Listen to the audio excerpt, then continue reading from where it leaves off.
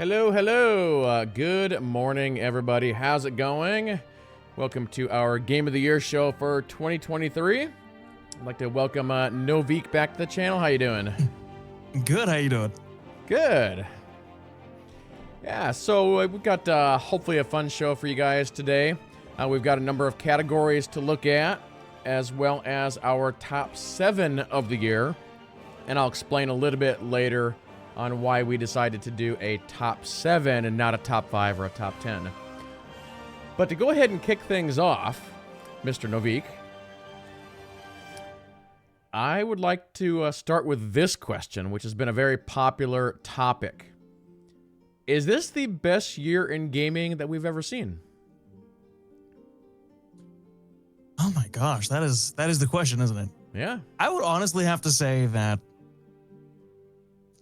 in terms of games released, yes.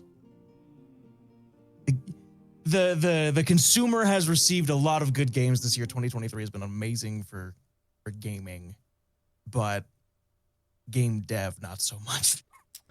Yeah, and I think you nailed it there. Yeah, like as a consumer, as a player, even as a content creator, I think at least for me, this is the best year we've ever seen. But yeah, for the industry, not so much. And it's definitely a much broader topic that we can jump into at a later time. But yeah, I don't know if you heard about this. There's actually a website that somebody developed that's tracking all of the job losses, and it's up to like 10,000 now. So it's pretty crazy. Oh my goodness. No, I had not heard about that before. Yeah. I think it's like video game dev jobs 2023.com or something similar to that. And yeah, they have it listed by like every story, every company. It's kind of crazy. But I'm gonna find it now, but yeah. But yeah, just overall, this year has been incredible for video games. I think in many categories, we have seen some of the best stuff we've ever seen. I think like mocap and voice acting, music, items like that, it is the best year we've ever seen. And so I think once we get into our picks for some of this stuff, it's going to be, very interesting to see what we pick. will it though? Will it really? Maybe. But yeah, the categories that we've got for you guys this year, we've actually added a couple of new ones, removed some old ones. We've got the best graphics artistic, best graphics technical, best music soundtrack, favorite character, best game you didn't play, favorite voice acting, favorite game streamed, and then our most anticipated game for 2024. But yeah, if you're ready, we can go ahead and start with the first one. By all means, lead the way. Yeah. So we're starting out with the best graphic categories. So a little bit of background. So we have the artistic category and the technical category. The technical category is designed around games that are essentially trying to go for an elements of realism, where the artistic side is more, well, artistic, right? And funny enough, for this first one, we both have the exact same answer. And so go ahead. What is our answer for this? Well, for best graphics artistic, Kidley and I both agree. Hi-Fi Rush takes the cake on that one. That is probably one of the most colorful, unique games I've seen this year, at least in terms of wider acceptance. Because this game is technically indie, yeah? It's done by Tango, which is under Bethesda, so it's kind of more of the AA market, I would say. Yeah, it feels more like Dave the Diver kind of situation. So I guess I wouldn't call it indie per se, but definitely just by far one of the more unique visually games out there. It feels like you're playing a comic. Exactly, yep. Oh, but yeah, and rhythm game stuff. Oh man. Yeah. I had some other games like Noviek and I were talking before the stream, and like I could throw something like Darkest Dungeon 2 into this category, which also has like an incredible art style. But yeah, for me, yeah, Hi-Fi Rush wins this pretty much hands down. I know, off the top of your head, were there any other games that like stuck out to you that had a really nice art style this year? I'm not sure. I think the one that just came to mind was the Hellboy game. Yeah, yep. But other than that, nothing really struck a chord in me like Hi-Fi Rush did. Mm-hmm. Everything else was either trying to go as photorealistic as possible or was an anime game. Yeah. Yeah, and I'll be honest, and even as we moved over to the next category, it seems like every year, especially with the technical category, there's always a game that really sticks out to me. And this year there really wasn't. Like, I feel like other years visually we've had more impressive games, but there really wasn't a game that really stuck out to me this year. Yeah, no. Oh, we're going into technical. Yeah, if you want to start with yours, yeah. Oh, well, I guess technically yes. For me, it's definitely Spider-Man 2. I think the way they handled ray tracing, the 60 FPS, the technology behind how Spider-Man 2 handles its world and just everything in general, I think it's really impressive. It may not be the best looking game, but I think behind the scenes, it's doing a lot of heavy lifting. It's very impressive. Mm-hmm. I mean, look at those puddles. Yeah. Don't bring back Puddlegate. Don't do it. Or like when you're swinging through the city and you're going through the skyscrapers and you see all the reflections real time. It's really impressive. And the loading, Mm-hmm. just how quick that was. They're definitely trying to showcase the PS5's SSD, kind of like Ratchet and Clank did, but Yep. it's impressive. It's just very impressive. Yeah. For me in this category, as I mentioned, I had a really tough time with this category because there just wasn't a game that stuck out. There was like a bunch of games that just look really, really good, but I had a rough time coming up with one that really stood out. And so my winner for this category is actually going to be Baldur's Gate 3. And a lot of that has to do with just how good the character creator is. I think it might be the best looking character creator I've ever seen. It's by far one of the most in depth. Yeah. And then, I of think course, the last time. yeah, go ahead. No, I was gonna say the last time I saw a character creator that in depth, I think it was like Black Desert Online. Yeah, yep. But of course, the environments and world and all of that in Baldur's Gate is absolutely fantastic as well.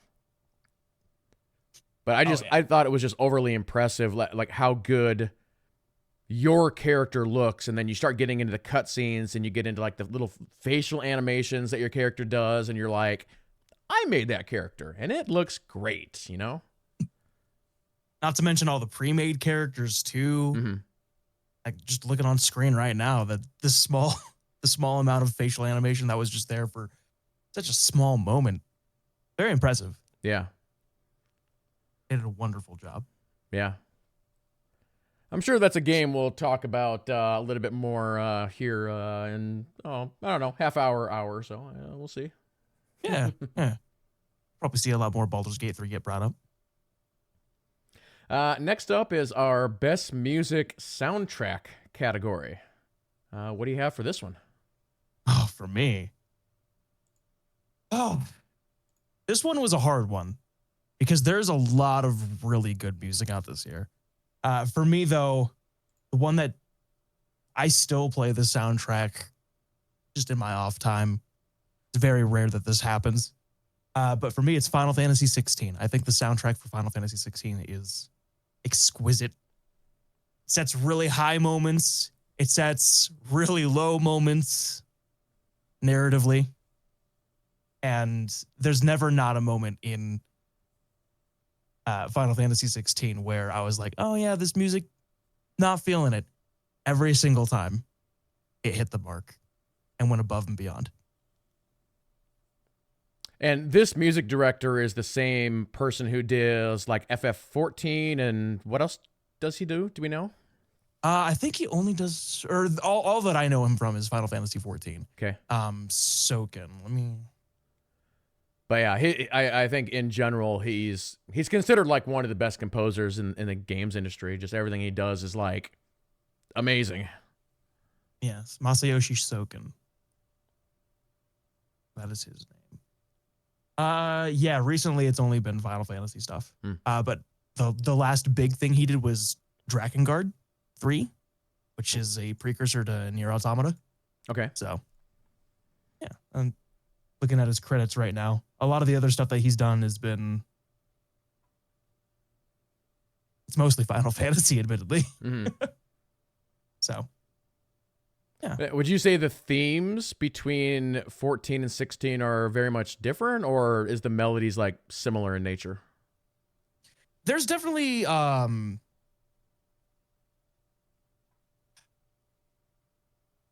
hearing the music and being a big fan of Final Fantasy 14, you can definitely tell that even if I hadn't known going into it that Soken was the one who composed the music, I can't really put my finger on it, but there's something about these songs that feel very grandiose in a way that only Soken pulls off, or in a very specifically like familiar way to me. That'd probably be the best way I could phrase that. What about you? What's your favorite or your best music soundtrack? Yep.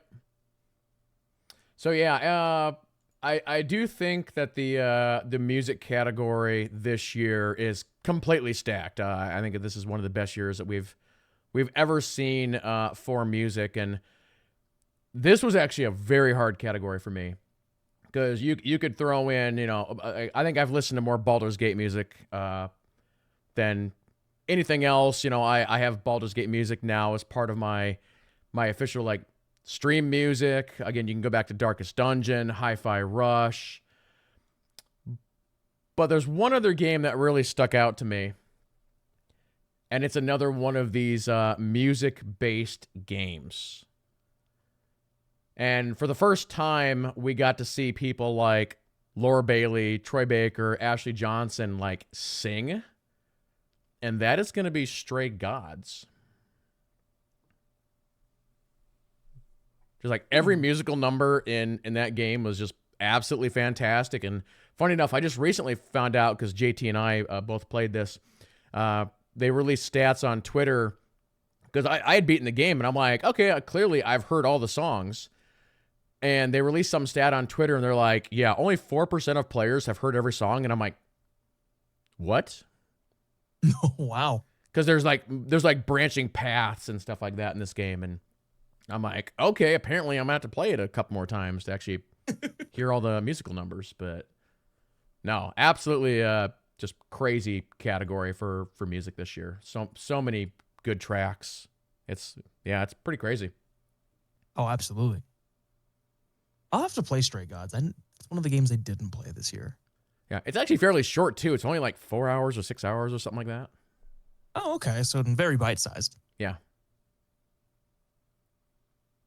Well, we'll go ahead and move on to one of our new categories this year, and this is favorite character, where once again we have the same answer. We do. To be fair, I feel like we made this category specifically for this character. This character, at least in my opinion, by far one of the standout just characters in general for the year. You would do the honors of revealing. So our favorite character this year is actually from Baldur's Gate 3, and we all know that Neil is the one that's been winning the awards, and frankly, like any of the main characters could win an award for their roles, but we both went with Karlach. Karlach. Now, here's the question I got for you. Have you beat the game yet? No, I have not. So you haven't even got to the good stuff yet with Karlach. No, I don't think I have. Which is in the beginning of Act 3. So that's actually crazy to hear about, considering how much I love this character, and I haven't even gotten to the good stuff yet. Oh man. Yeah. I have more incentive to play that game. Yeah. Now going back to Final Fantasy, Ben Starr has also been winning a bunch of awards for his role, and yeah, like I mentioned, I think the mocap and voice acting, this is the best year that we've ever seen for it. Oh, absolutely.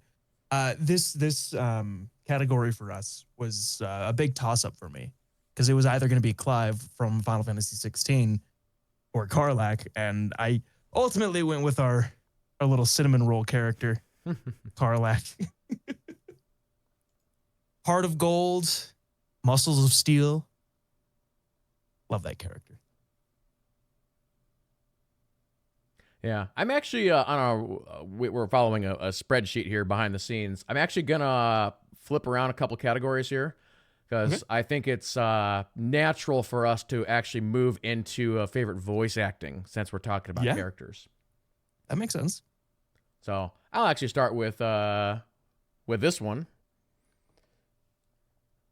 There were so many great roles this year, but to me there was one that really stuck out, and that would be Naji, if I'm saying it correctly, Jeter, who is Miles Morales in Spider-Man 2. You know, as we just mentioned, again, like Ben Starr and Neil and so many of these others are winning the awards, but again, it's such like a crazy tight category this year. For the Miles Morales character in particular, I just felt like he put so much heart and soul into his performance, and you could just like hear it through the game, like every time he would talk, and it was absolutely fantastic. But yeah, I could have put, you know, Karlach or Shadowheart or, you know, a dozen other characters for this, but yeah, for me, it just he was the one that stood out for me. Oh, absolutely. 2023 has been like the year for heartfelt performances. I feel so many characters all over the place that just really strike their the player to the core in many ways. For me personally, I went with Ben Starr for Clive in Final Fantasy 16. And the big reason for that is there were so many moments in that game where, especially early on, without spoiling too much, I was brought to tears. Genuine tears by the performance of Ben Starr. There was something that really connected with me with his performance of Clive, and just the dedication to the role, and quite frankly, on top of that, it's just so well produced. Yep. Everything that he does, you can hear the intent behind it, the inflections, just everything. I definitely think, at least for me, Ben Starr takes the win on that one. And this is going slightly off topic, but Creative Business Unit 3, they are just knocking everything out of the park right now. Oh, absolutely, yeah. And it's going to be very interesting to see what they do next. Like, I would like to see them do something, like, completely new. But yeah, I know that'd be... Yeah.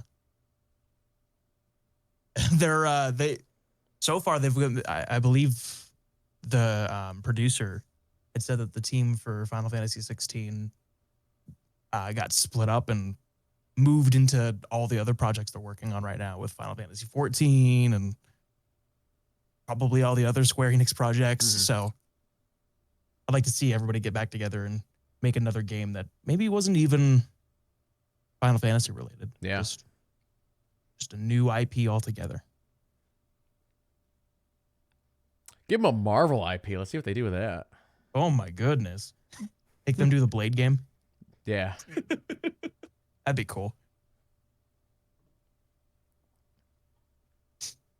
Yep, switching on over. We're gonna go back to we did. So the next one is best game you didn't play. Noviek and I are like in the same mindset for everything this year. It's crazy. Very rare for us. Yeah. But I mean, even if you look at something like the Jeff Keighley Game Awards, there was one game that won a bunch of, and I've heard so much from other content creators being like, this game is doing something special. This game is doing something that other games are not doing or have not done. And that is Alan Wake 2.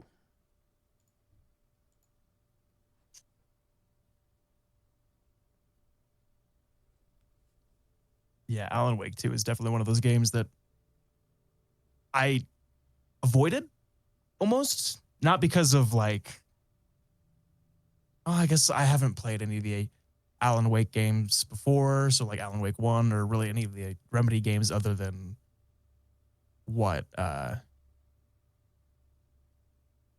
Max 3? Or not Mad Max. Max Payne.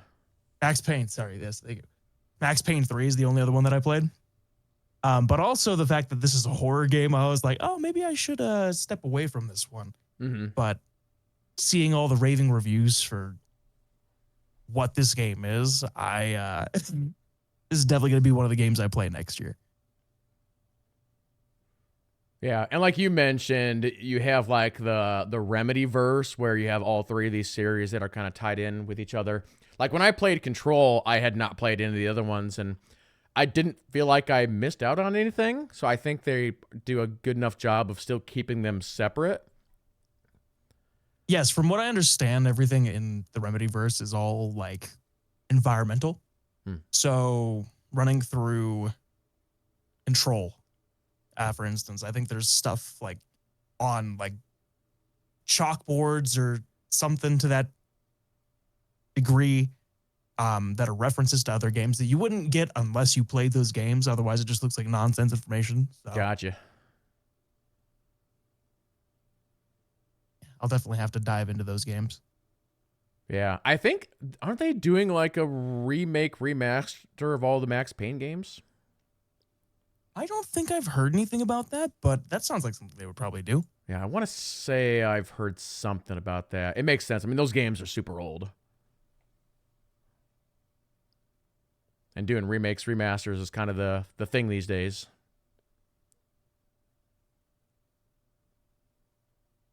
So, yeah. Pretty cool stuff. Looking at it right now, it looks like they're going to be remaking Max Payne 1 and 2 in conjunction with Rockstar. Oh, okay. This is on the Remedy website. All right. Very interesting. Moving along, another new category for us this year. Favorite game streamed. What do you got for this one? Well, I had a lot of enjoyable games that I played through this year. And up until last night, thinking about it, I had my mind made up. And then looking back, I looked back throughout the year, and what took me by surprise was it wasn't a game that came out this year that I enjoyed streaming the most. It was one of my comfort games from back when I was in high school. And it's The Legend of Zelda: Skyward Sword, which came out on the Wii and then recently released on the Switch, I think last year. It's just a comfy, basically a puzzle game with some motion combat and a phenomenal story. I'm a huge Zelda buff. Not buff, but I love the Zelda universe and all the stories they tell. it was just really enjoyable for me to go back and play that game and show one of my favorite Zelda games to my chat, who had more times than not even seen this game before, didn't even know it existed. And it was fun having that conversation with everybody, being like, oh yeah, this is what happened. This is where I was when the game came out, and getting more people and sharing the love that I have for The Legend of Zelda. Yeah, funny enough, a lot of your reasons are the reasons why I chose my game as well. As many of you know, I like showing you new and interesting things, but sometimes showing you old and interesting things is also the way to go. So yeah, my favorite game streamed is the 2001 Heroes of Might and Magic 4, which is a game that played in high school. Man, we are of the same mind this year. Vic, you there? Yep. Okay, we are back. Oh, okay, cool. Apologies, everybody. Oh, you're good. I hijacked them. I started asking them questions. No, I had just it all of a sudden popped up in my notifications. It's like microphone unplugged, headphones unplugged, and I'm like, what? Weird. That was really, oh, wow. All right. Apologies. Where did we leave off? I think we were doing favorite game streamed. Yes, I was saying that I had never heard of Heroes of Might and Magic 4, and I was asking you to give me a quick sell me on the game real quick. Yeah, it's basically just an old school turn-based strategy. Ah, okay. Yeah, nothing too crazy. That's what we need every now and again, though, right? Yep. Well, our final category of the day is our most anticipated game for 2024. And next year is going to be very interesting because 2023, we had like so many games coming out. And I feel like next year, we know of a bunch in about the first quarter. And then after that, we don't know really anything.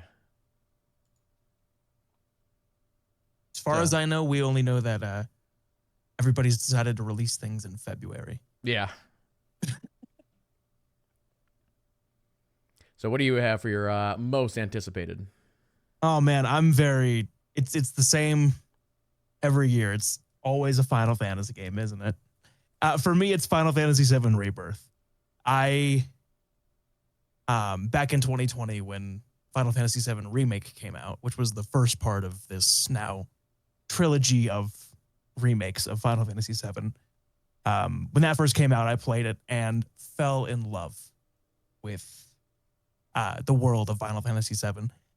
And I'm so very looking forward to part 2 of these remakes. And so much so that I've been avoiding trailers, and I never do that. I don't want to know anything about this game going into it. I know some of the big plot hooks because it's Final Fantasy VII. The game's been around for over 20 years. Mm-hmm. It's hard not to know. But the big hook with these games is that they're telling the same story, but also adding in some extra things and changing things just ever so slightly. So narrative hooks come at different times or happen in different ways, but you kind of still get to the same destination. And I'm excited to see what we've got in store for this game. Yep, and mine for this category, I think I've switched this about 3 times. But I'm going to go ahead and go with Star Wars Outlaws. I'm always down for a good Star Wars game.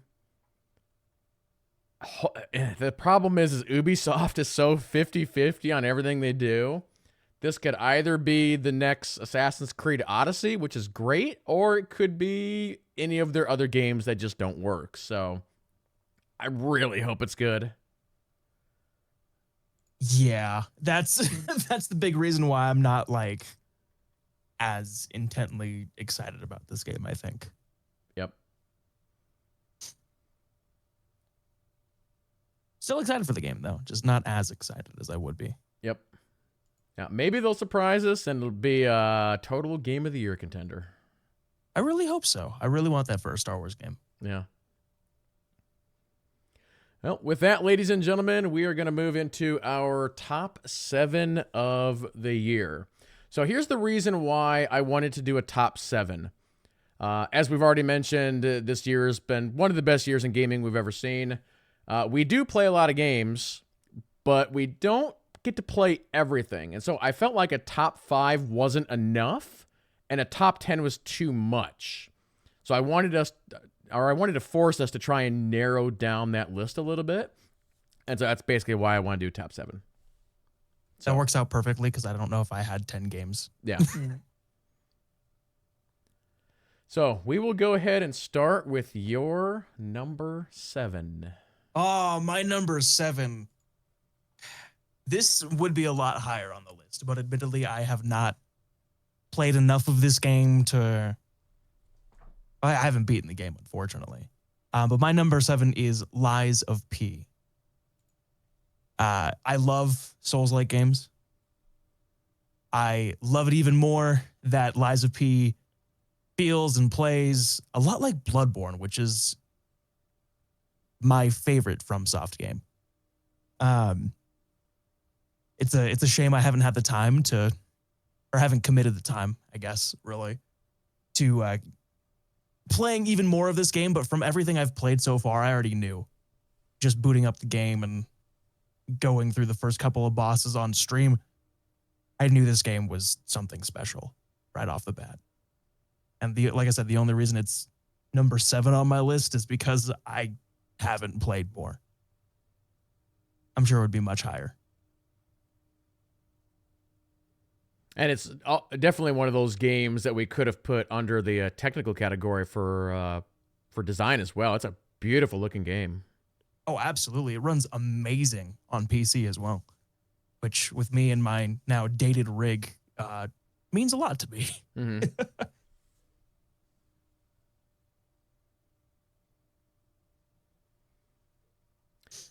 My number 7 is from a franchise that I grew up on. I think we probably both grew up on this franchise to a certain degree. Correct. I actually haven't played one of these in a very, very long time. But with this one coming out, they decided that they were going to essentially reboot the franchise due to story reasons in the last one. And that is going to be Mortal Kombat 1.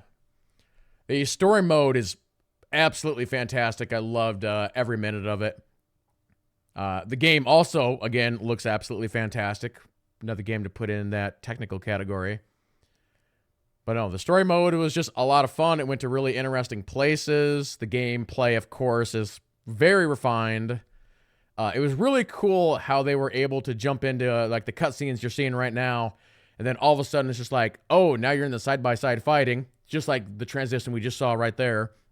And then immediately just cuts out back to a cutscene happening. Like, they just do it so flawlessly. It's also really easy to, like, learn and pick up, you know, the old trope of easy to learn, you know, hard to master sort of thing. And, yeah, I didn't get a chance to do too much multiplayer. There were just too many games that came out this fall. Maybe I'll go back and do some more online stuff at some point down the road. But yeah, definitely interested to see what they do in the next one, continue the story and see where it goes. You know, it's kind of funny because I'm the opposite on that, right? I haven't played the story, but I've played online. I've done the other little dungeon crawler thing they have going on. And my friends play this game fervently, and we do a lot of fighting each other in basically like LAN parties, really. So this has been a really good game. I can really speak to this game as well. Yeah.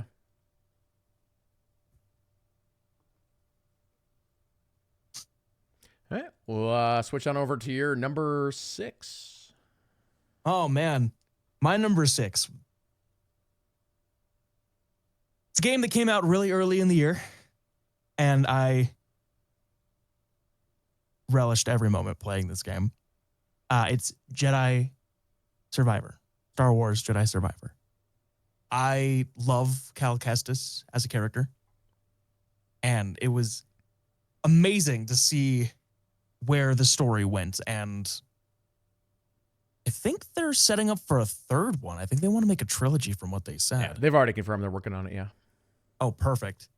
So I'm all in. Cal Kestis is probably one of my favorite new Jedi. And what can I say? I love Souls-like games. This is like a very interesting mix of Souls-like and Metroidvania and action adventure, kind of like Uncharted, where you're doing a lot of climbing around and platforming as well. The mix itself is really fun. And it's one of the very few games where I was like, all right, cool. Now that I beat the game, I'm going to go play it again on New Game Plus. So for me, that speaks volumes. Mm-hmm.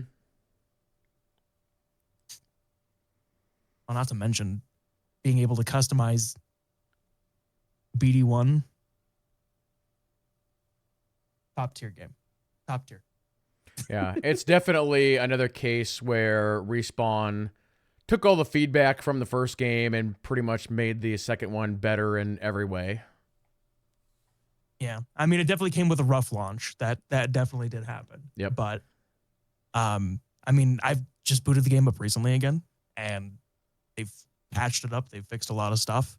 I played the game when it was still going through all those problems, so I think my adoration of the game, despite those issues, does a lot, at least for me. Mm-hmm. Because those are usually deal breakers for me. Yeah, like you mentioned, I think all the characters in this game are very, very good. And again, Cameron was up for some game awards for voice acting and all that fun stuff. And yeah, I love the setting and the characters as well. I have my own issues with this game, which we're not going to get into, but that's why it didn't make my top 7. But overall, I can't wait for the third one. Oh, absolutely. Okay, we are now in our top 5s. What about your top 6? Oh, sorry. You're right. I'm looking at our spreadsheet. Yes, so my number 6 is also from a long-running franchise that I've been a fan of forever. It's been a while since we have seen a new one. We finally got this new one, and I thought it was pretty darn good, and that is going to be Diablo 4. I will say that right now, there's definitely some people that are unhappy with what's happening with it and the end game stuff, but for me, I haven't really been playing that much of it. But no, I thought the story campaign was great. The game looks fantastic. It plays well. The story was fairly interesting, and I'm always down for a good ARPG. And again, I love this series, and I think it's one of the better ARPGs that I've played. I don't know if I'd say it's the best one that I've played, but it's very enjoyable. They've already announced like the next expansion with another class coming, and so we'll see what that's all about in 2024. Is this one that you had a chance to play at all? Yeah, I actually put a pretty decent amount of time into that game. I got the early access to, what was it, 3-4 days. And I really enjoyed playing Rogue and Sorcerer. Those were the two classes I really enjoyed the most. I never got too terribly far. I think the highest I got was level 25, 26. But yeah, if I had more time, I would have put way more time into this game, and it would have made my top 7. Yeah. I mean, what you said right there is like, we could say that for everything this year. I mean, I wish I had more time. Right. Maybe that's what next year's game of the year is. Games we didn't play in 2023, but had time in 2024. Let's get into the backlog. Yeah, right. Which I hope we're able to do next year. Oh, absolutely.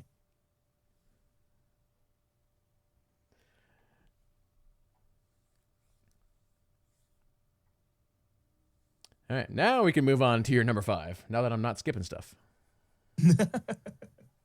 All right, my number 5, keeping with the idea of fighting games, for me was Street Fighter 6. I knew when they announced that game that I was going to enjoy it. Knew right off the bat. They added a character creator mode to kind of like teach you how to play the game and stuff, and the style of the game kind of really spoke to me. I thought it was really interesting to see the hip hop and the graffiti art kind of style.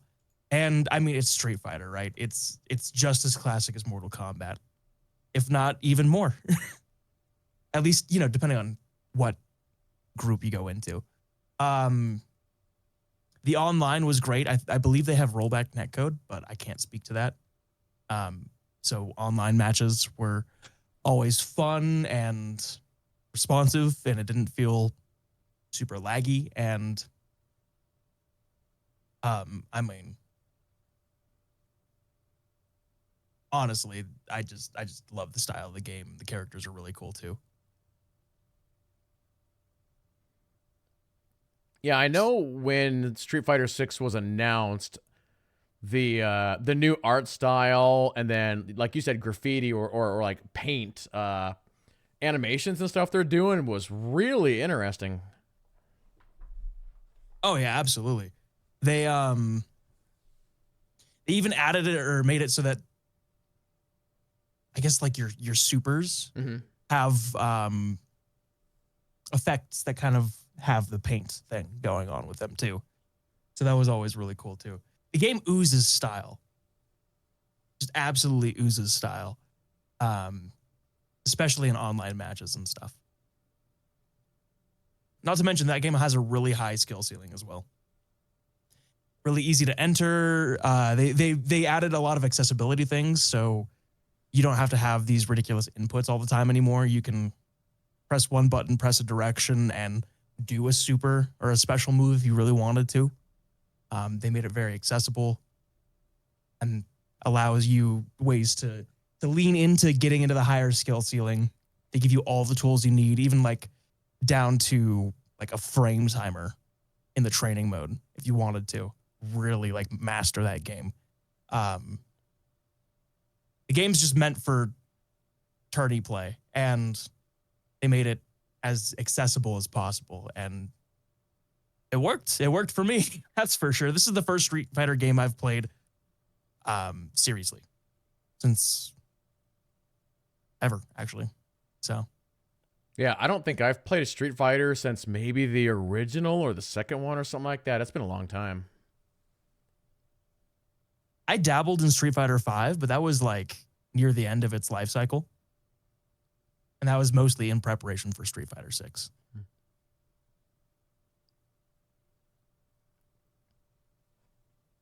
Cool stuff.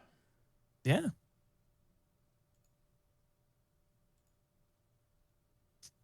All right. So my number 5 is a game that came out really early in the year, but I didn't get a chance to play it until much later in the year. It's a game that I'd have to check the most recent numbers, but I think it might be the top selling game of the year. If it's not in the number 1 spot, it's easily in the top like 3. It's a game that also has a little bit of controversy around it. And that is going to be Hogwarts Legacy. I'm surprised by your choice on this one. So I started playing this. And I don't know how much of the controversy we want to get into, but it's always one of those things where it's like, do you support the devs? Do you not support the devs? You know, one of those deals. But just sort of like just speaking for what the game is and what they've done, it's a massive franchise. And this is essentially a dream game for those people who like this franchise. You know, people are like, "Oh, I want to make, my student and go to Hogwarts and choose one of the, one of the houses, and it's a giant open world RPG, and they do everything correctly in this game. Like if you're playing an open world RPG, it's like there's certain boxes you have to tick, and this game nails all of them. There's actually like very little negative I can say about this.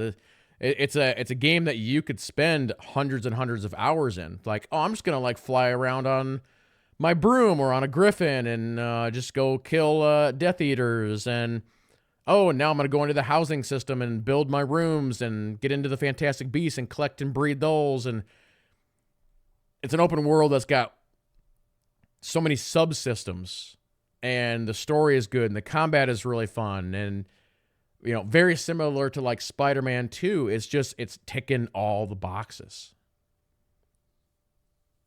And I'm pretty sure they've already announced they're making another one. Ooh. But it's very, very good. Mm-hmm. This is one of those games that I didn't finish because I got distracted with other games, just kind of like time release stuff like that. But from when I played it, I really enjoyed it. And Harry Potter isn't like a nostalgic franchise for me. So I was surprised that I liked this game as much as I did. Yeah, and it's initially, because I'm trying to remember if we started making our Game of the Year list before I started playing this. Because initially this was not even going to be in my top 7. But it's like as I played it, it got better and better and better. And so I'm like, okay, it'll be my 7th spot. Well, now it's in the 6th spot. Well, now it's in the 5th spot. It keeps going up the list.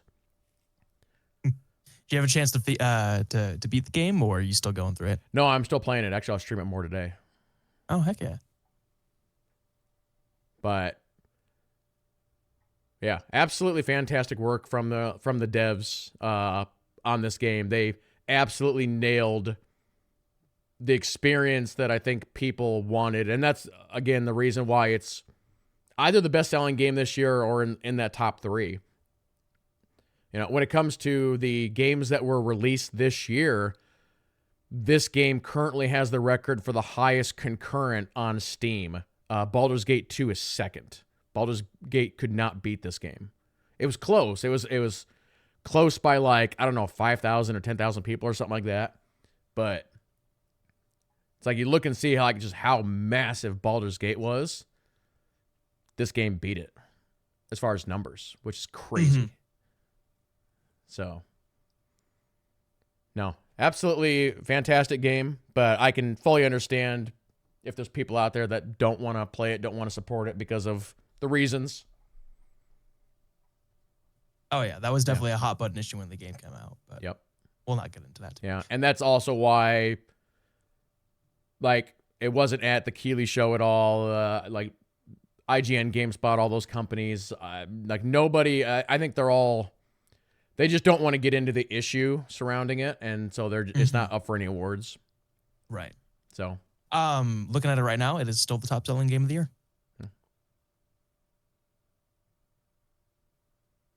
So yeah, it's holding that crown for sure. Yeah.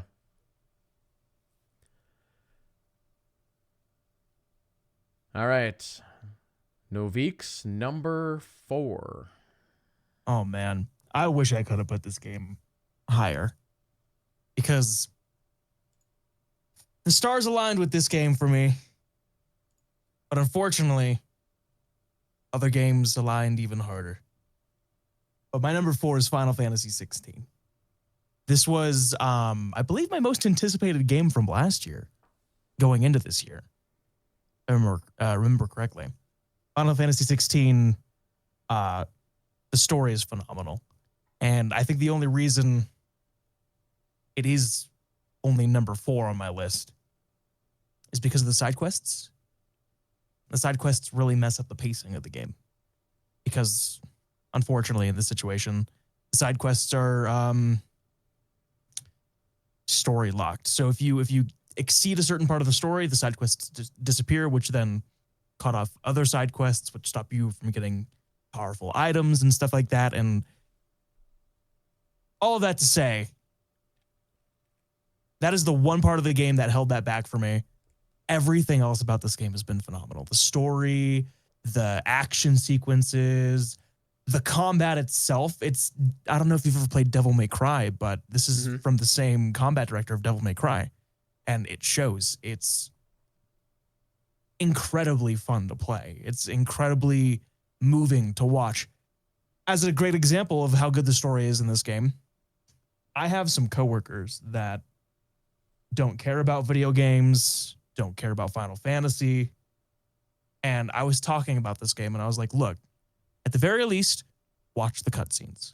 And a week, two later, they come back and they say, if they had made a show, a movie, a series of movies, that would probably be one of the best series of movies or a show that they've seen.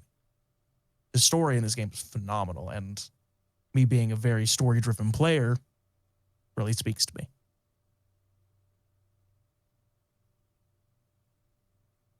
I love the characters. The graphics are great. The performance needs some patching, but it eventually got there, and I was just along for the ride every step of the way. This is one of the very few games I want to say I no-lifed. Every stream I had of that game was at least 7 to 15 hours every time I streamed that game. So, yeah, this game was incredible. But I wish I could have put it higher. Did you ever get the chance to play this game, kid? No, it is on my list. I've had some people describe this as very like Game of Thrones-esque. Would you agree with that? Yes, absolutely. It eventually does the Final Fantasy thing that every Final Fantasy thing does, and it goes a little bit more grandiose. But it definitely starts out very, very Games of Thronesy. And it's a very good way to get into the game as well. I highly recommend it. I forget, is this on PC yet? No, I believe they're making a PC port. It should show up probably within the next year, sometime in 2024. I think they said they were gonna start it up like 6 months after their exclusivity deal. They had the PlayStation exclusivity deal, so kind of like the same thing with like God of War. Yep.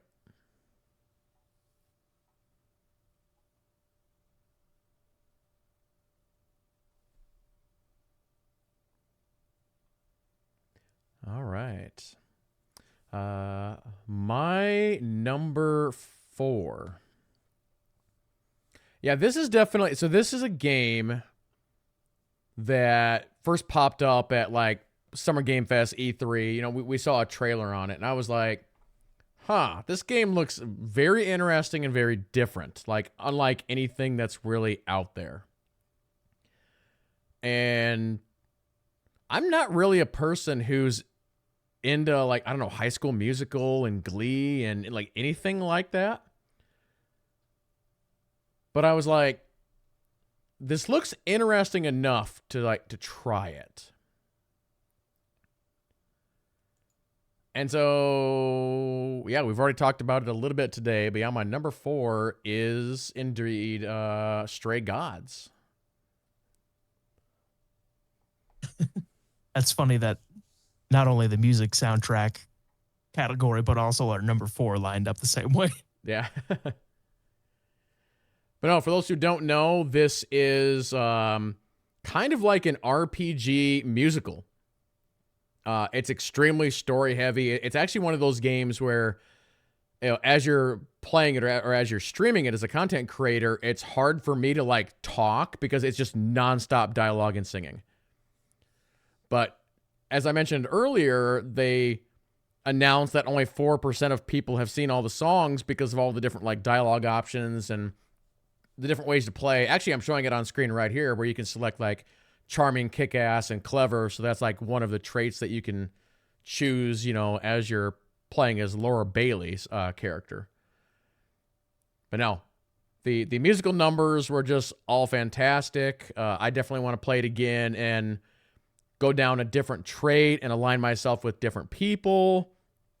And also, as I mentioned earlier, hearing like Laura Bailey and Ashley Johnson and Troy Baker and like all of the big name actors that are in this actually singing for essentially the first time was a real treat. And they all do like an incredible job. And yeah, just one of those like little unusual experiences. And I'm definitely drawn to games like this. Like I like games like show me something new, show me something different that I've never seen before. And that's exactly what this game is. Yeah, this is the first time I've seen gameplay of it, and it's very unique. Yeah, so the actual gameplay, it's kind of like that stop motion kind of animation. Mm-hmm. But no, very cool little game. I know they also did like a live concert for this. Did they? Okay. Which I think is on YouTube. You can actually go and watch it, which is pretty cool. Huh. But there you go, ladies and gentlemen, Stray Gods. I'll have to give that game a try.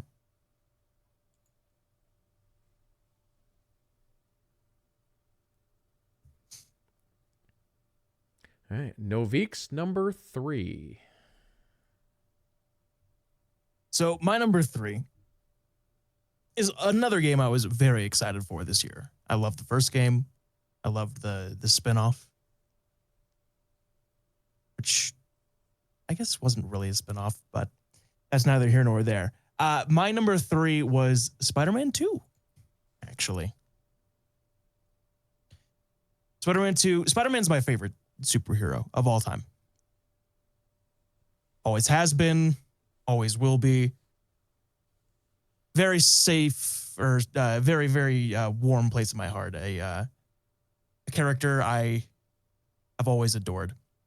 And being able to play an Arkham-style game again with not one, but 2 characters, and the introduction of one of my favorite story arcs for Spider-Man himself is the symbiote arc. This game was lining up to be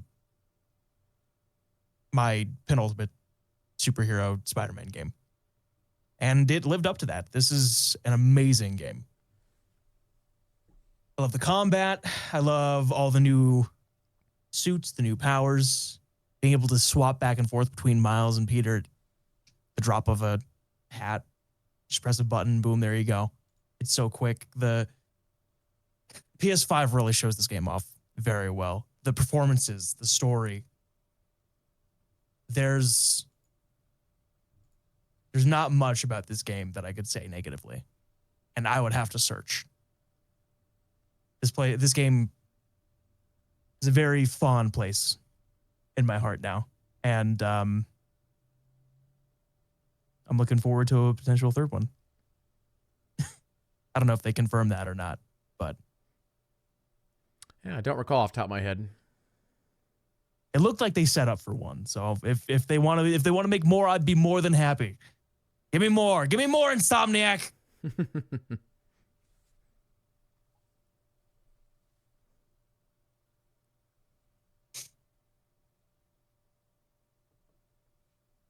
Well, we'll go ahead and move on to my number 3.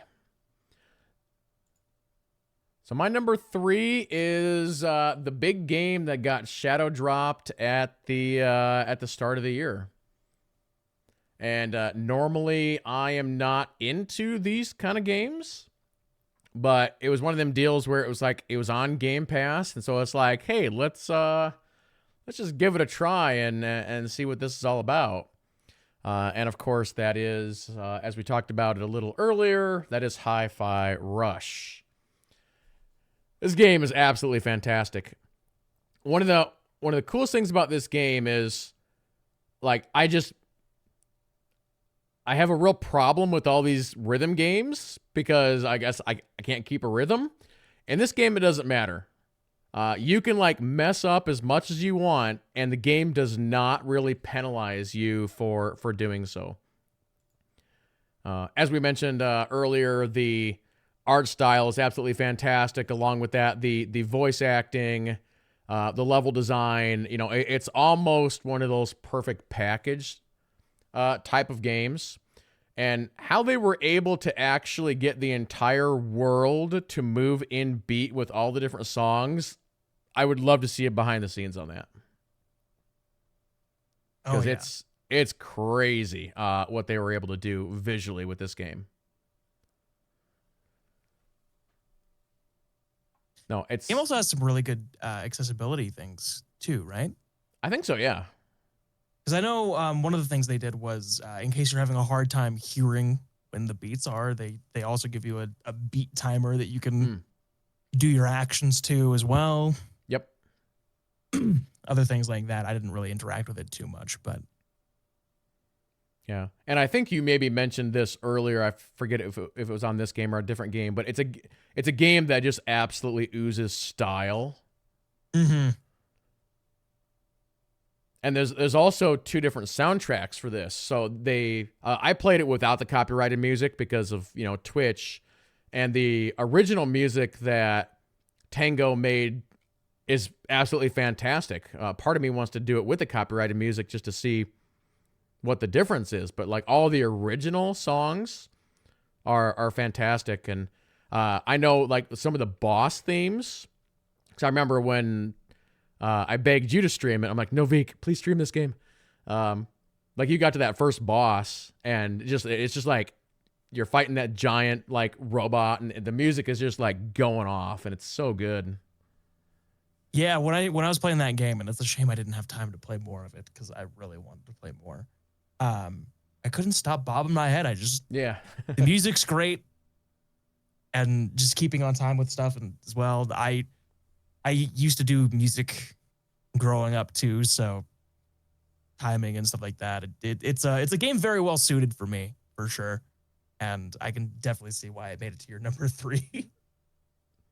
Yep. And it also goes back to what I was saying about Stray Gods. I'm always looking for new and interesting things. Yeah, it was very interesting to see a rhythm based action game as compared to like a rhythm shooter. Mm-hmm. There's been plenty of those, but this is so unique.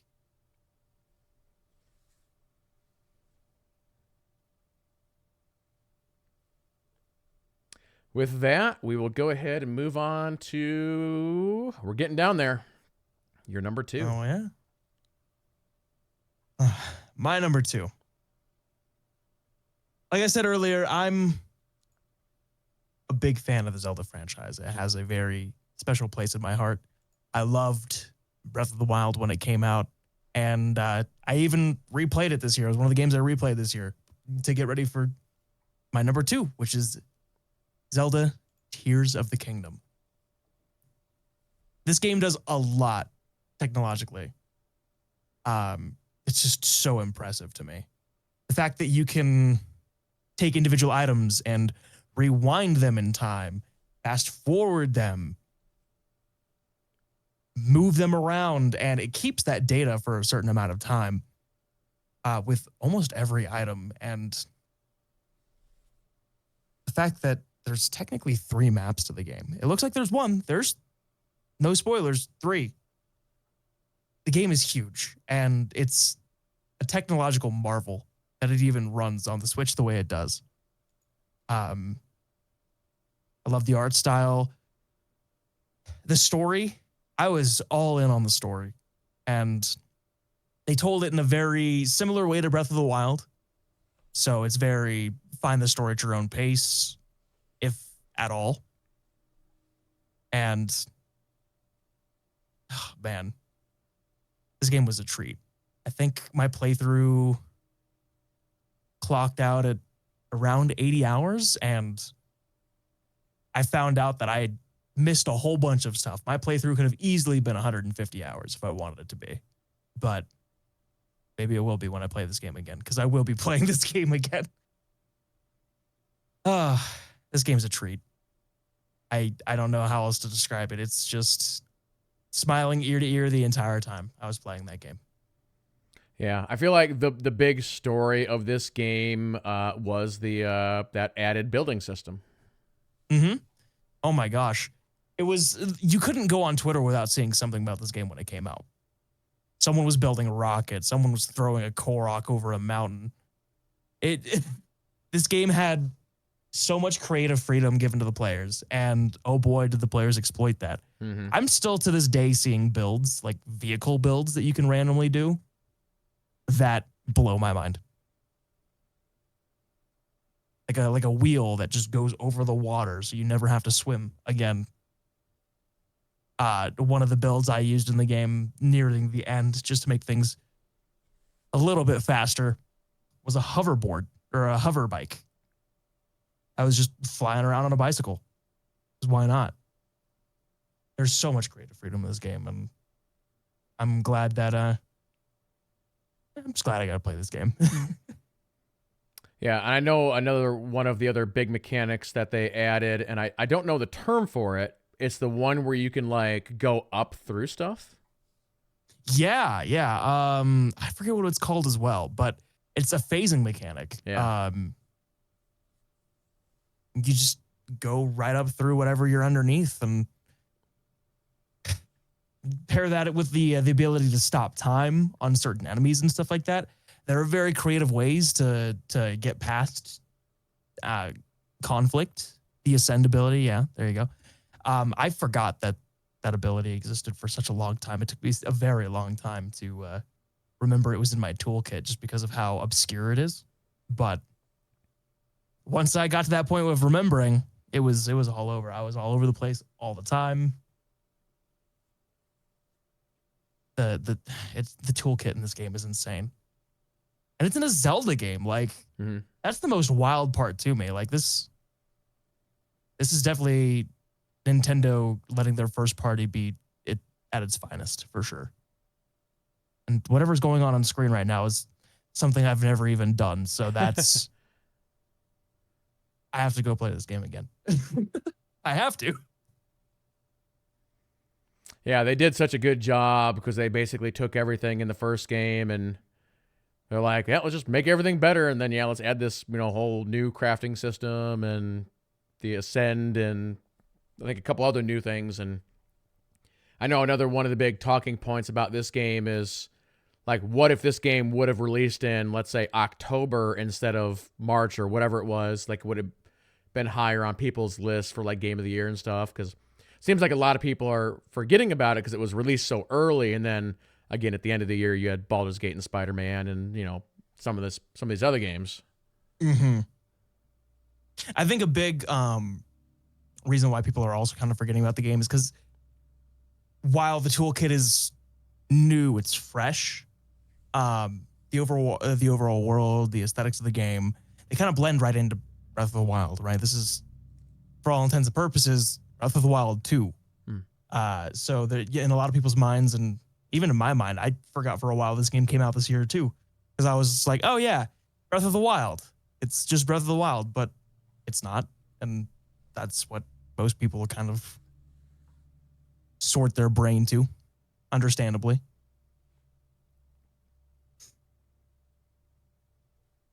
If you liked Breath of the Wild, this is more and improved. Yeah, more and better. More and better. The perfect sequel.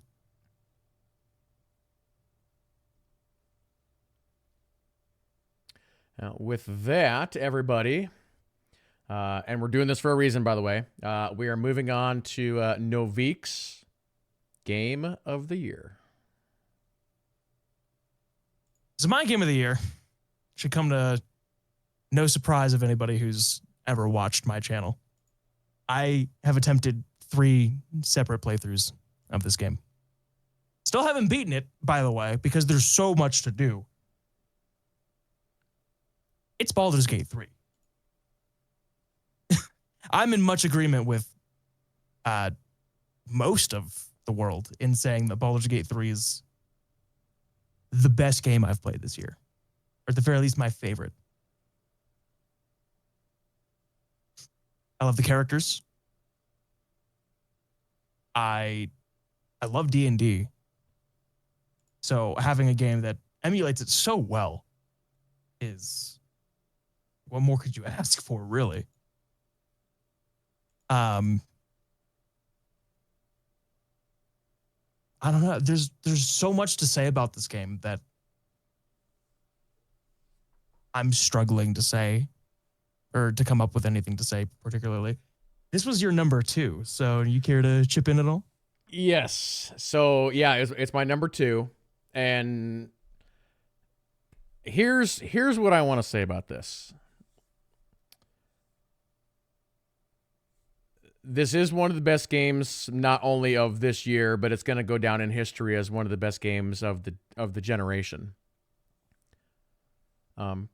This is a game that brought CRPGs into the light for really the first time. I mean, the fact that this game has, since release, has been in the top 5 on Steam as far as concurrent players is absolutely insane. Again, a CRPG that never happens. Larian Studios, I'll slightly back up and say, what happens when you have a studio that doesn't answer to shareholders, who has a leader that really cares about the product, and a dev team that really enjoys what they do? You get a game like Baldur's Gate 3. This is something that is unheard of in the games industry. This is a game that is going to change the games industry for good. Hopefully. Oh, absolutely. Or yeah, hopefully, yeah. There was also that whole big thing too. This game was so popular, and so the situations creating this game were so niche and exclusive to Larian that there were devs for other AAA studios saying that in the modern day of gaming, Baldur's Gate 3 should be impossible. Mm-hmm. And the fact that it exists, it's so beloved by everybody that's played it. It speaks volumes to just what this game is. Not to mention the fact that they keep updating this. This game is still getting updates to this day. Bug fixes. They just added a new epilogue to the game too. Yep. They've got their ears to the heart of the community, and they're always listening, and they're always improving. I can imagine a year from now, 2 years from now, whenever they decide to do what they would probably call the definitive edition, how different of a game this is going to be, in a good way. Yeah. So back to something you just mentioned. So I had actually beaten the game a week before they patched in the new ending. So I went back and re-beat it on stream. The ending is completely different and so much better. I mean, it was fine before, even better now. Oh, man. Which is crazy. I'm surprised I haven't beaten this game. There's so many options, though. I can't decide. Yeah. And that's an excellent point. The fact that you can do, let's say, 4 playthroughs of this game at 150 hours each and get essentially a different ending, different results, who lives, who dies. And one of the big things I want to touch on, and I don't really know what your history is regarding this subject, but this game has the best companions we have seen since the great BioWare games like Mass Effect. Yeah, no, I agree. 1000%. The companions are what keep people playing the game, myself included.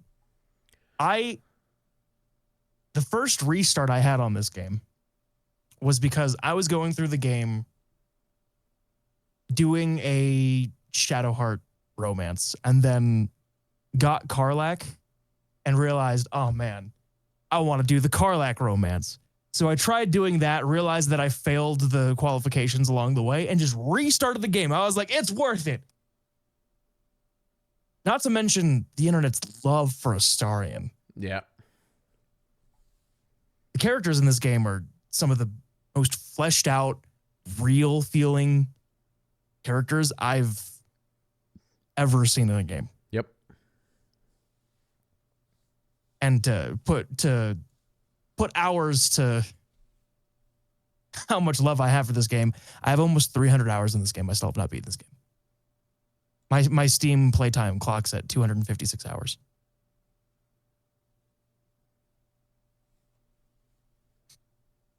Yeah, it's a game that I plan on doing multiple playthroughs.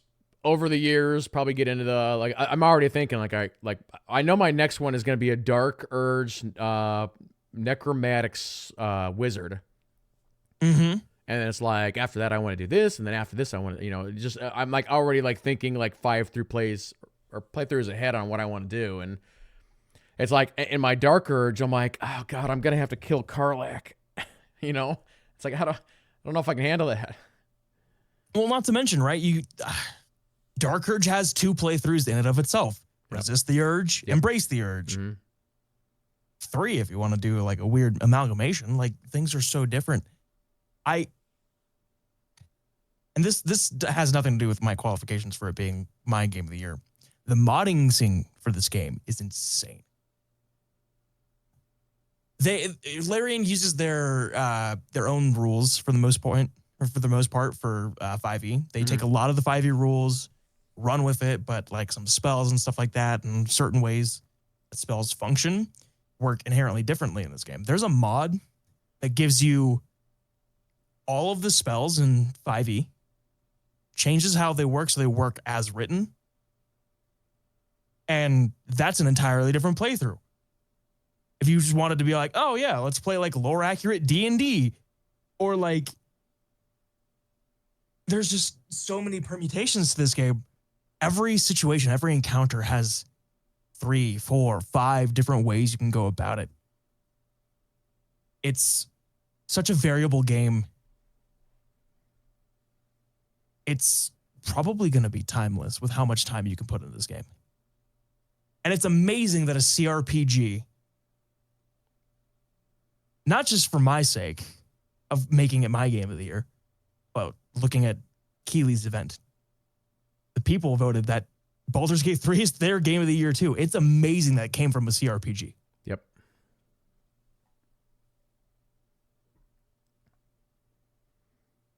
Yeah, a couple other things I want to mention on this.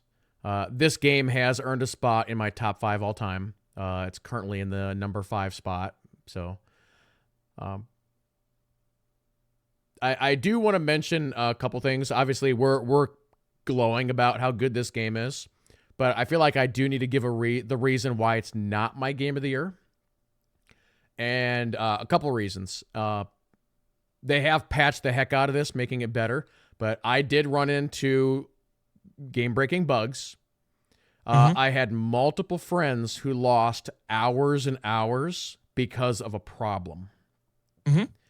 And then Act 3. So the playthrough that I was trying to do was I did Monk Paladin. And so I was doing like, I'm a very nice, holy person, so forth and so on. And I felt like Act 3 forced me to do things against my character. And so when you combine all those together, that's why it's not my game of the year. That's fair. I mean, one of the reasons why I even had to restart one of my playthroughs to begin with is because my save data got corrupted. I was in Act 3, as the very beginning of Act 3, and my save data got corrupted. And the previous save before that was like hours before that last save. And I just decided, well, I might as well restart. I'm at that point already. They've changed so much about Act 3 anyways, from patches from that point on. Restarting was the best point, or was the best course of action. So there definitely have been some problems with that game. I mean, that being said, Act 1 is probably the most polished thing I've ever seen in gaming. Yep. But that's because they were in early access for 3 years and they've had time to work on their bugs and fix things and make it feel fresh and new. Give them some more time, and Act 2 and Act 3 will be just as polished, which feels like a cop-out, right? Give them time. That should never be the case, but with a game that big, you got to make concessions somewhere, right? Yeah, and I do want to kind of respond something somebody in chat said, and this goes on to some of the points we've been making. The fact that this game is 98% voice acted is absolutely insane. Also, as far as I'm aware, either the first time or one of the first times it's ever been done to a CRPG of this scale.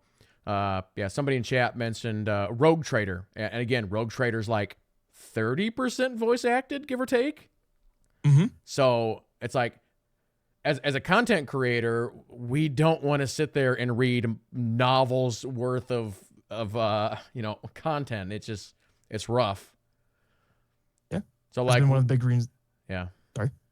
So like Rogue Trader, like I would love to play that, but I am just not gonna read that much, dialogue. I can't do it. Oh, absolutely. Yeah. That was the big reason why I haven't even started streaming that game yet.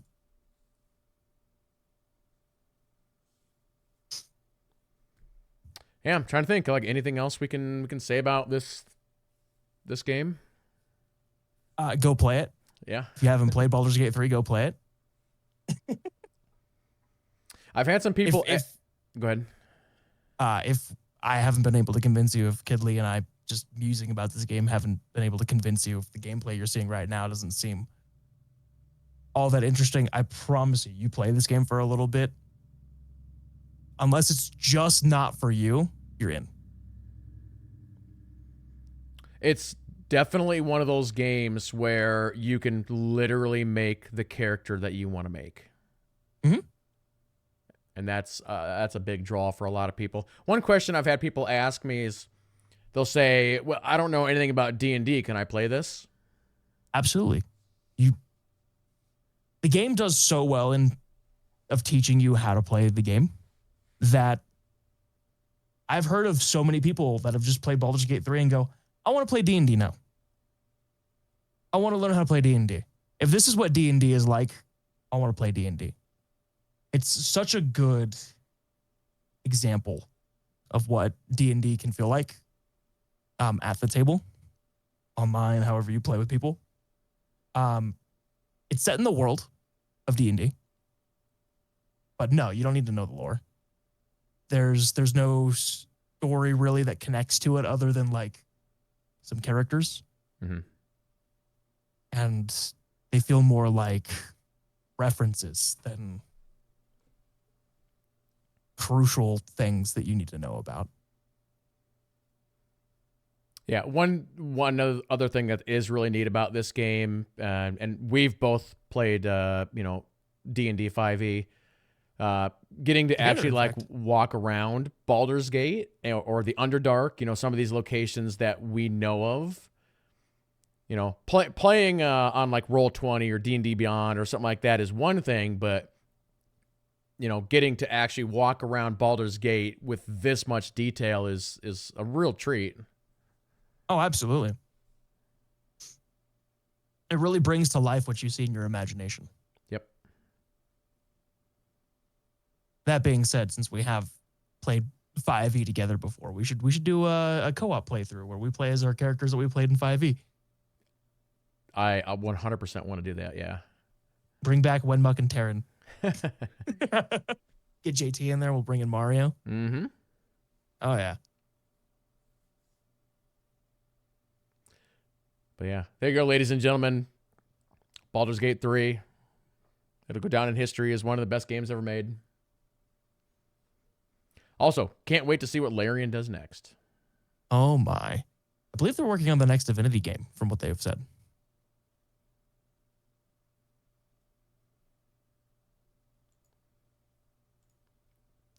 And so with that, I believe we are on to my game of the year, which I don't think is going to be a big surprise for anybody. The first game is another game that earned a spot in my top 5 all time. And technically, this is the third game, as Noviek mentioned earlier. It's kind of weird because all 3 of them do tie in together. And so this game has also earned a spot in my top 5 all time. I kind of cheat, and it's like all 3 games are I just lump them together into one game essentially. Kind of like Mass Effect. Like Mass Effect is in my my number 2 spot all time, but I just roll together Mass Effect 1, 2, and 3. And of course, that is indeed Spider-Man 2. Yeah, this game is it's a nonstop thrill ride. It is as close to a 10 out of 10 that I could give a game. As Noviek said earlier, there's almost nothing wrong with this game. Like, trying to find what is wrong with this game, it's like you got to dig deep to find a problem.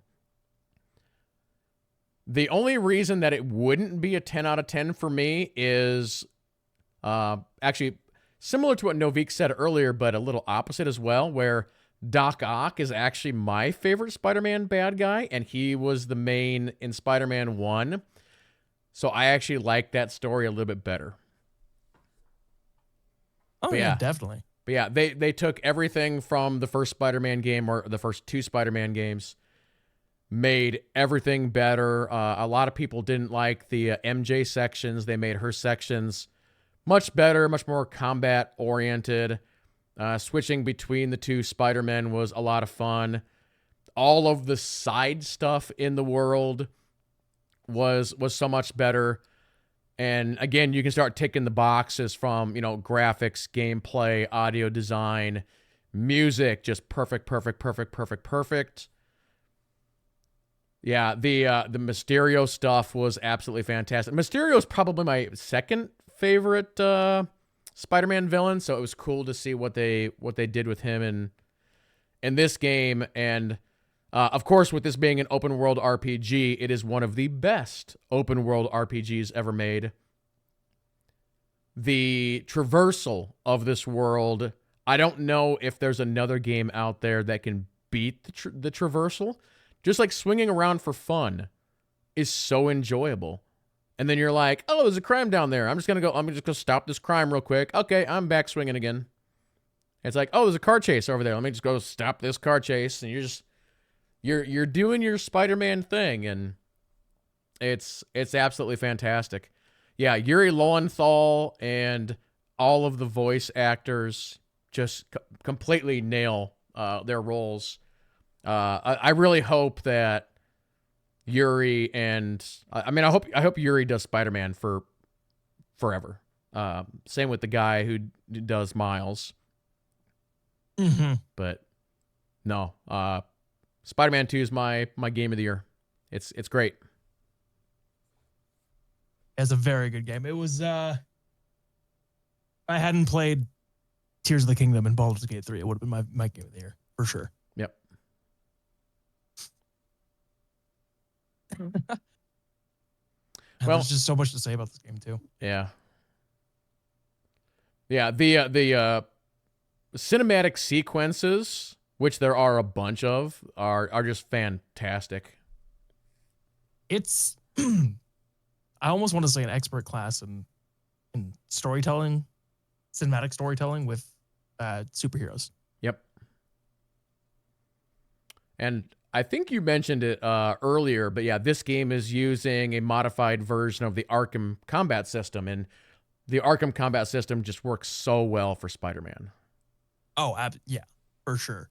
They change it up a little bit, right? With the Arkham games, Batman's very I'll block an attack and then reverse that way. But this system really shows off how acrobatic Spider-Man is, and I don't know. It's the perfect system for a superhero game of this nature. Yep. Yeah, I definitely can't wait for the next one, which I'm pretty sure they're going to do. And perhaps what's even crazier, like another discussion is always like what dev studios are at the top of the industry right now, and Insomniac is definitely one of them. Mm-hmm. And the fact that they are going to make a rated R Wolverine game next. Oh That's my goodness. pretty crazy. Oh boy, I can't wait for that. It's supposed to be in the same universe too, so they're making their own little Insomniac universe, and I'm Mm. so here for it. But yeah, as we sort of wrap this up a little bit, are there any other games you want to give like a shout out to? Oh, I don't know. Most of the games I played from this year ended up on my list. Hmm. Let me take a quick look. Actually, Yeah. While you're I made looking, a. I will briefly mention Viewfinder, which was a little indie game that came out. Again, doing stuff that we've never seen before in a game. That if you remember from any trailers, that was the photo one where you would like take a picture of something and then you could like walk into the photo. Yeah, that reminded me of The Witness. Mm-hmm. That was another puzzle game of that nature, but this one was definitely like much more three-dimensional in a very interesting way. Yeah, so that game I thought was really neat. On Guard was another little indie game. It's another fully voiced third-person sword fighting game that just has a great art style, a lot of charm. It's also fairly short. I want to say less than 6 hours, but again, the game had like fantastic combat. I'll have to try it out because I saw a little bit of you playing it, and I was like, "Oh, this looks fun." Mm-hmm. One of the games I'd have to shout out though is, strangely enough, the new Pokemon DLC. I've been so in on Pokemon these last few weeks, but there was a DLC that came out a couple weeks ago, and it's just been absorbing all of my time and stuff like that.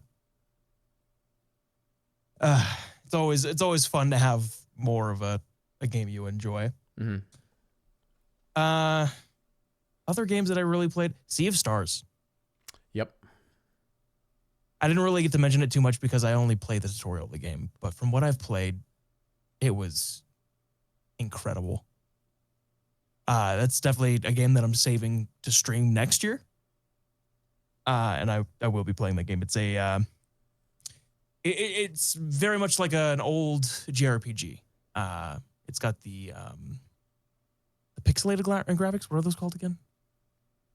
I think I said that right. Yeah, just like pixel graphics. Yeah. Pixel graphics. It's almost entirely top down. It's got a very interesting turn-based combat system, which also does need some timing involved with it. It feels like you're playing one of the old Final Fantasies in a really nostalgic and good way. Cyberpunk had some really good DLC, and they've completely fixed up their game in a way that is incredible. I haven't had the chance to play the DLC, but from everybody that has around me, they say it's amazing. Yeah, I played like the first 10 hours of Cyberpunk, and that's right when it came out and it was having all kinds of problems. So I'm just like, nope, I'm not going to play this. But yeah, I think Cyberpunk is probably a playthrough for next year. Yeah. Oh yeah, for sure. It's one of those things where I'm just waiting for a better PC to play it on. Mm-hmm. I wanna experience all the ray tracing they have because they made new ray tracing tech just for that game. And now I'm like, I'm excited to try it out. It's also got Idris Elba in it, so heck yeah. Keanu Reeves and Idris Elba, heck yeah. I don't know. I have like shout outs for like basically just that. Yeah. Other than that, I didn't really play too much. So yeah, trying to think if there's anything else off the top of my head here real quick. I'll say it like I say it every year. Everybody play Final Fantasy 14. It's an MMO. It's great. We're getting a new big DLC next year. Or play some World of Warcraft. There's been a lot of World of Warcraft stuff that came out recently. Yep. Yeah, WoW is having a big resurgence. Now is the time to get back into MMOs. The genre's having a resurgence. Yeah, there's a bunch. There's what, Blue Protocol coming out, and yeah, there's like 3 or so MMOs coming out next year, and then you've got Ashes of Creation, which is still like 2 years out, and Pantheon, and so yeah, it's next year could be the year of MMOs and ARPGs. I'm kind of hoping we just take a chill pill for next year so I can get back, catch up on my backlog, to be honest with you. I want the same thing, yeah. So many games this year that I haven't had the chance to play. And I can't imagine if we have another year like this year anytime soon. Yeah, it's like after March, then let's just have nothing for like 4 months. I'm cool with that. Please.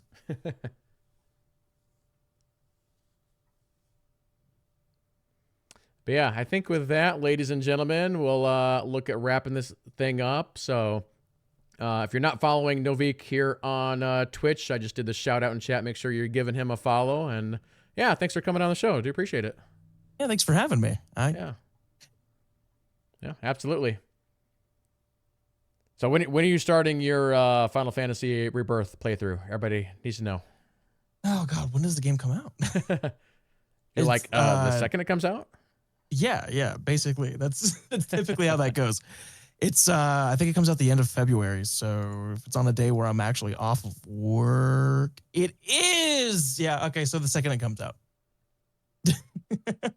I'll also be playing Final Fantasy VII Remake, the game that comes before it, in preparation for that, probably around mid-January, end of January.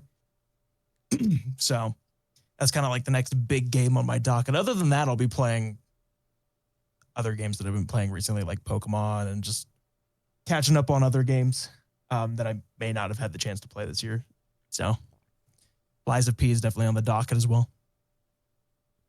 Yeah, I'm also trying to decide whether or not I want to replay FF7 Remake. Yeah, I'm thinking about going back and trying to platinum that game. Oh. And then I heard, we were talking a little bit before the stream. You just got Monster Hunter. Yep. So maybe down the line, you guys will see some Kidley and I beating some monsters up. Does that game work fairly well if you have a new player gripping with like a higher end gear player? Like, how does scaling work in that? Yeah, it's totally fine. Okay. I would make a new character anyways, just because I like leveling with the person I'm playing with. That's my preferred play. Otherwise, it could be a cakewalk, and I could kill the monster before you ever get to it if I'm not careful. So Gotcha. Yeah, that's what I was wondering, because I know it's kind of like an MMO-ish, but yeah, I didn't know like if you have like, are there levels in that game, or how does that work? There's not levels. No, it's all gear. based on gear, stats, stuff like that. They have a leveling system in terms of like rank, and that dictates what the system decides you're ready to fight next. And a lot of that's just given to you through going through the story and stuff like that. So, yeah, that's just one of those games where if we're gonna play together, I'll just start a new character. It's not a big deal. Gotcha. Oh, yeah, But that could easily be like an 800-hour game if we're not careful. So, yeah, we'll have to figure that out. Yeah. But yeah, I know you got to get going. We're getting pretty close to 2 hours. So again, thanks for coming out to the show. Really do appreciate it. Yeah, thanks for having me. Yep. All right, everybody in chat, big thanks to everybody who came out. Really do appreciate it. And yeah, we will see you guys in the next one. See ya.